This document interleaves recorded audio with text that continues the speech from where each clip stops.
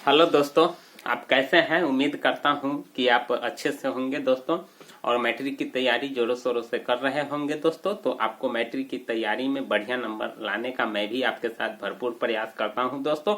तो आज भी मेरे पास कुछ सवाल है और ये जो सवाल आप देख रहे हैं ऑब्जेक्टिव में पूछा जाता है और जब आप इस सवाल को कंप्लीट कर लेते हैं दोस्तों तो निश्चित है कि आपको बढ़िया से बढ़िया नंबर आ सकता है दोस्तों।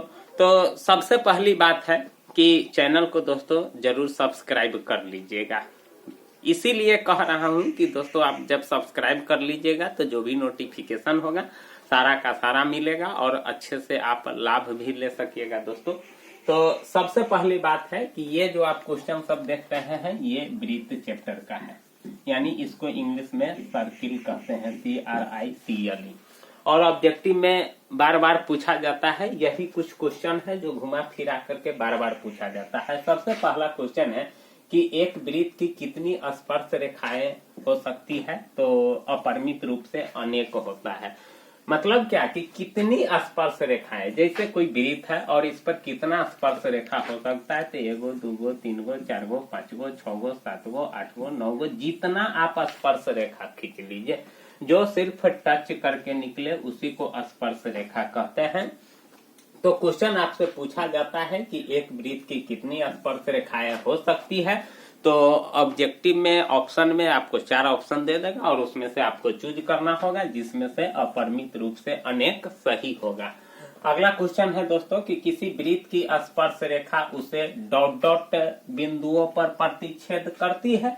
तो एक बिंदु पर प्रतिच्छेद करती है। यहाँ रिक्त स्थानों की पूर्ति करना भी है, ये आपके गणित का सवाल है और इसी को ऑब्जेक्टिव के रूप में बनाएगा। तो किसी वृत्त की स्पर्श रेखा उसे कितने बिंदुओं पर प्रतिच्छेद करती है आपसे पूछा जाएगा क्वेश्चन बना करके, और 4 ऑप्शन दे देगा और उसमें से आपको एक पर सही का चिन्ह लगाना है।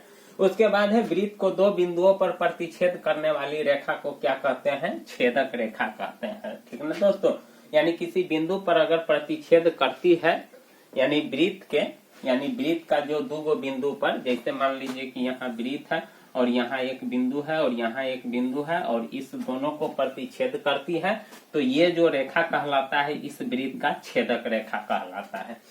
एक वृत्त की डॉट डॉट समांतर स्पर्श रेखाएं हो सकती है, तो 2 स्पर्श रेखाएं हो सकती है।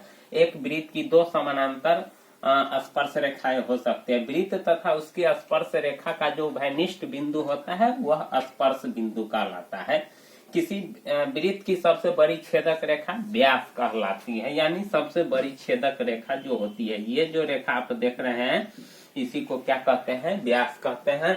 और वृत्त की सबसे बड़ी जीवा भी क्या कहलाता है, व्यास कहलाता है। यह बहुत इंपॉर्टेंट क्वेश्चन है, ये बार बार पूछा जाता है। इसीलिए दोस्तों इसको आपको ध्यान रखने की बहुत जरूरी है कि वृत्त की सबसे बड़ी जो जीवा होती है वह क्या कहलाता है, व्यास कहलाता है। मतलब यहाँ वृत्त है और जो सबसे बड़ी जीवा है, देखिए यहाँ भी है, यहाँ भी है, यहाँ भी है, यहाँ भी है, यहाँ भी है, यहाँ भी है, यहाँ भी है। तो आप देख रहे हैं कि ये छोटा है, इससे बड़ा ये है, इससे बड़ा ये है और इससे ये बड़ा है और फिर छोटा होते चला गया है।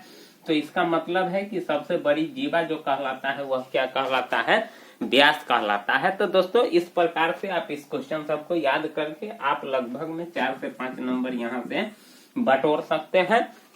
और दोस्तों आपको ज्ञान कहीं से भी मिले, जानकारी कहीं से भी मिले, आपको नंबर कहीं से भी प्राप्त हो, उसको बटोरने की अभी जरूरत है। तो दोस्तों इसको जब आप याद कर लेते हैं तो निश्चित है कि 4 से 5 नंबर आपको ऑब्जेक्टिव में आ सकता है। इसीलिए दोस्तों आपको याद रखने की बहुत जरूरत है और आप इसको याद जरूर कर लीजिएगा। तो बस आज इतना ही बता देते हैं दोस्तों। और एक चीज आपको बता देते हैं कि मैं जो पोल करवाता हूँ, ठीक ना दोस्तों, मैं जो पोल करवाता हूँ उस पोल में बढ़ चढ़ करके हिस्सा लीजिए, ताकि इससे हमको अंदाजा लग जाएगा कि आप तो कौन सा सब्जेक्ट में कमजोर है, कौन से सब्जेक्ट के कौन से चैप्टर में कमजोर है, उसको मैं अच्छे से अच्छे तरीकों से आपको समझाने का भरपूर प्रयास करूंगा। अगर आप समझ जाइएगा तो दोस्तों चैनल को जरूर सब्सक्राइब कर लीजिएगा और लाइक भी जरूर कीजिएगा। आज के लिए बस इतना ही। थैंक यू, धन्यवाद।